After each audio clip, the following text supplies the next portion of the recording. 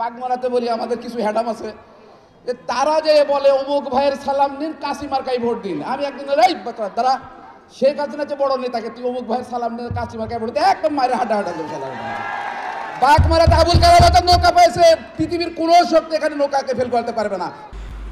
রাজশাহী ৪ আসনের সাবেক সংসদ সদস্য আবুল কালাম আজাদকে গ্রেপ্তার করেছে র্যাব।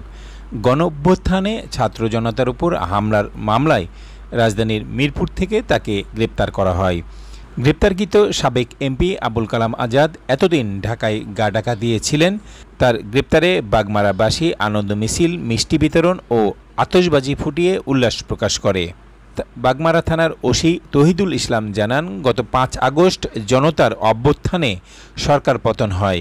ওই আন্দোলন চলাকালে রাজশাহী বাগমারা আসনের সাবেক এমপি আবুল কালাম আজাদের নেতৃত্বে আওয়ামী লীগের নেতাকর্মীরা সশস্ত্র অবস্থায় হামলা চালায় ছাত্র জনতার উপর।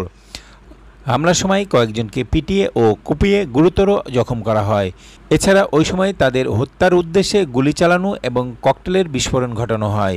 এতে এলাকায় আতঙ্ক সৃষ্টি হয়। ওসি আরও বলেন, ঘটনায় সাবেক এমপি আবুল কালাম আজাদ সহ আওয়ামী লীগের কয়েকশো নেতাকর্মীর নামে বাগমারা থানায় পৃথক মোট ৬টি মামলা হয়েছে।